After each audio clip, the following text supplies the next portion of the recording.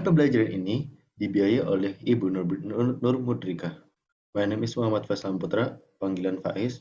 I'm currently studying at the University of Indonesia, Islamic Business, Faculty of Economics and Business. Pernah ambil UTBK, Literasi Bahasa Inggris, dengan nilai 793,5.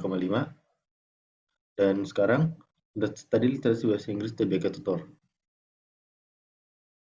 Our main session, theme or topic, refers to the subject of discourse. Jadi dalam ilmu sastra atau ilmu bahasa, tema atau topik adalah subjek dari sebuah pembahasan atau bisa juga disebut subjek dari sebuah cerita. If you are faced with such a question, kalau ketemu pertanyaan seperti itu, bagaimana cara mengidentify theme of a text atau bagaimana cara menemukan tema dari sebuah teks? Consider the plot. Lihat dulu nih plotnya atau alur ceritanya. Contoh, jika plotnya, if the plot is about a couple that make their way to the next stage, berarti tema itu adalah relationship atau hubungan. In bahasa, jika alur ceritanya itu tentang sebuah pasangan yang sedang merencanakan kehidupan ke depannya, berarti tema dari cerita tersebut adalah hubungan atau relationship. Kedua, examine the characters. Ini lebih ke dianalisis dulu nih, atau lihat dulu nih karakter dari watak dari karakter yang ada di cerita. Contohnya, if the story tells us about a guy who robbed a bank. Jadi kalau misalkan ceritanya adalah tentang seseorang yang merampok sebuah bank and take a toll on the bank employees dan menjadikan pegawai bank sebagai korban, the theme is the robbery. Temanya adalah perampokan.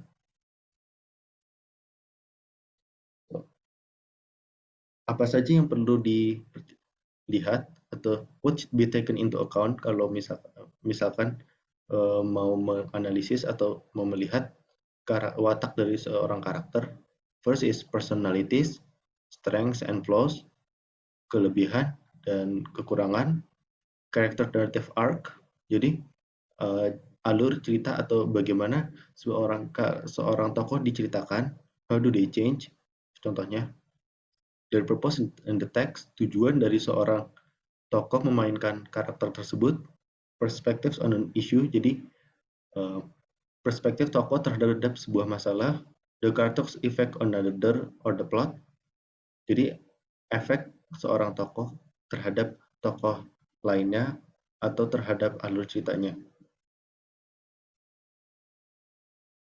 Explicit symbol or representation, atau bisa juga simbol apa yang ditunjukkan oleh tokoh tersebut atau representation, what representation that the character shows, right? Slide.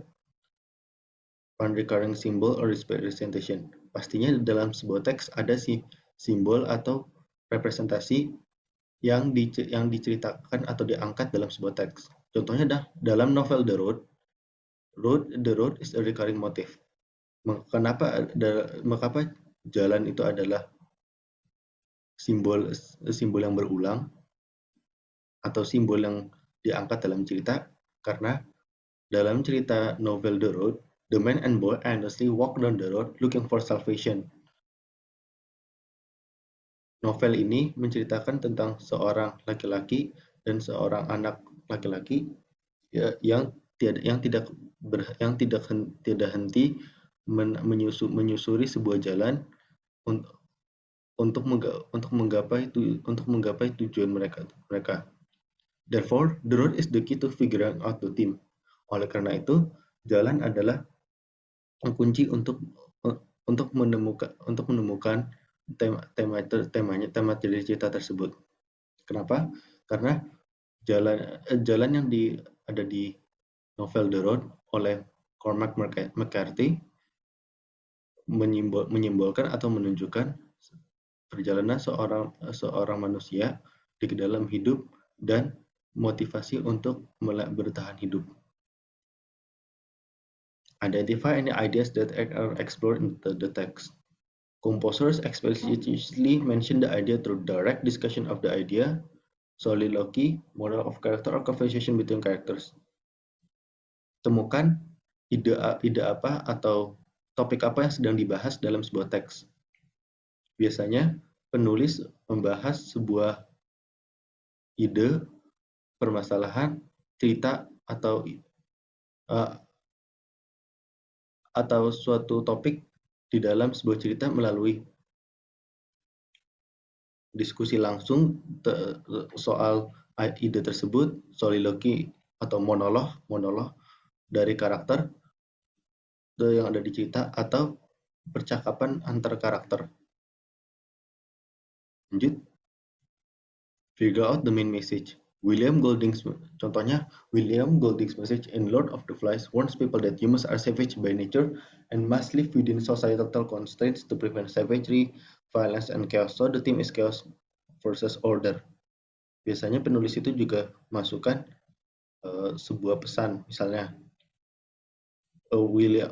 William Golding dalam novel Lord of the Flies itu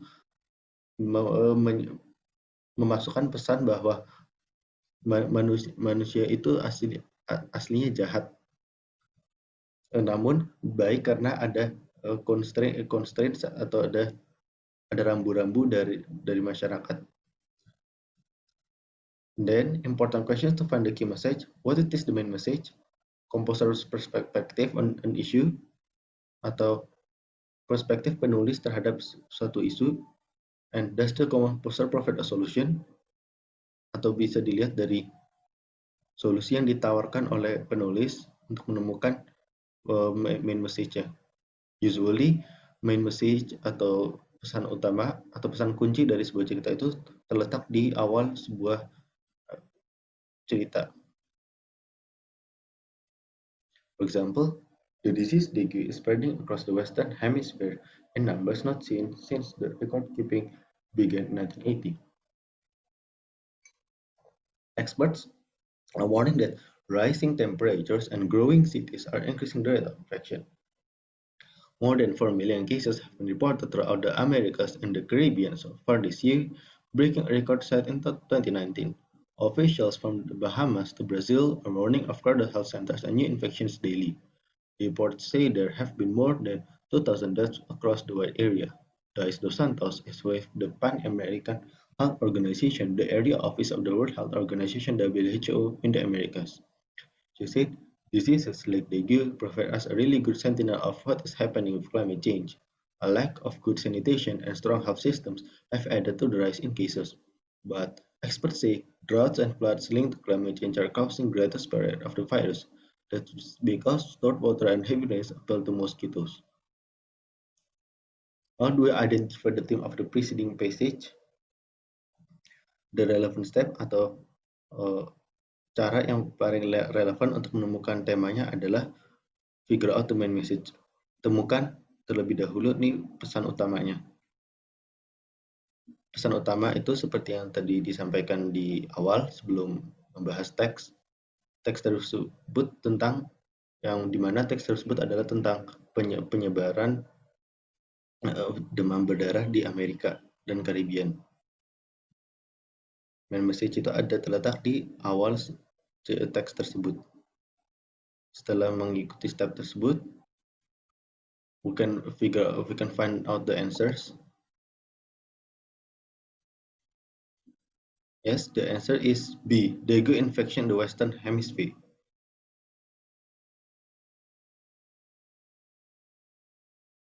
Kenapa option B? The passage begins with sentence, the disease dengue is spreading across the Western Hemisphere in numbers not since record keeping began 1980. Ini menunjukkan bahwa pesan utama atau main message dari cerita tersebut adalah dengue infection atau infeksi demam berdarah in the Western Hemisphere. Lanjut. Is social media good for children's mental health? Social media's influence on children's mental health have gained a lot of attention this year. The U.S. Surgeon General warned in May that there is not enough evidence to show that children and teenagers are safe using the services. Dr. Vivek Murthy called for technology companies and parents to take immediate action to protect their kids now. Murthy noted how social media is pushing big changes in the way children think of themselves, form friendships, and experience the world. In October, about 33 states brought legal actions against Meta for harming young people's health. The legal action said the company regularly collects information on children under 13 years of age. And in December, the Federal Trade Commission (FTC) proposed major changes to laws controlling the way companies can follow and advertise to children. The agency proposed turning off targeted advertisements to children under 13 and limiting notifications to them. In short, jadi teks ini berbicara tentang pengaruh sosial media terhadap kesehatan mental seorang anak dan regulasi yang sedang dikaji oleh Federal Trade Commission di Amerika.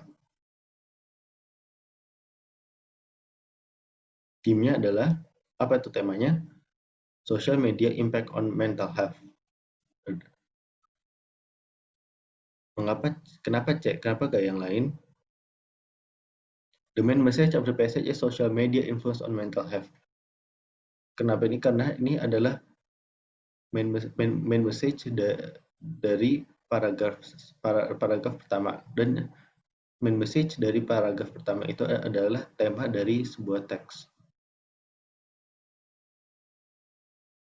Third one, if there was hope, it must lie in the polls, because only there in those swarming disregarded masses, 85% of the population of Oceania, could the force to destroy the party ever be generated.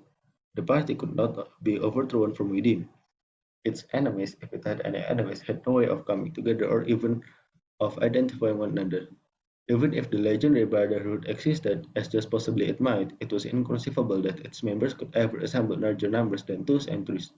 Rebellion meant a look in the eyes, an inflection of the voice, at the most, an occasional whispered word. Jadi teks ini berbicara tentang sebuah partai yang ingin memberontak dan menjatuhkan partai lainnya. Cerita ini dikemas secara implisit. Untuk mempermudah, mari kita lihat bagaimana cara mengidentify atau menemukan tema dari sebuah teks implisit. The theme of the passage is, pertama-tama, observe the plot. Perhatiin nih alur ceritanya. Alur ceritanya kan, jadi tadi ada kata kuncinya itu yang ini, could not be overthrown from within. Jadi ada sebuah partai yang mau dijatuhkan, digulingkan, dan tidak bisa dijatuhkan oleh anggotanya itu sendiri, harus dijatuhkan oleh partai yang lain. Nah, setelah memperhatikan atau mengobserv alurnya, kita bisa ketemu nih. The story is about an uprising. Dari sini plotnya overthrown, terus habis itu ada kata assemble in larger numbers, itu ini partai yang mau memberontak. Assemble. Terus ada juga yang namanya masses, kata mass, berarti massa, atau sekelompok orang dalam jumlah banyak. Hence the answer is D. Why D? Because the story is about an uprising. Uprising itu sama rebellion, sama artinya pemberontakan. And thank you for watching this content.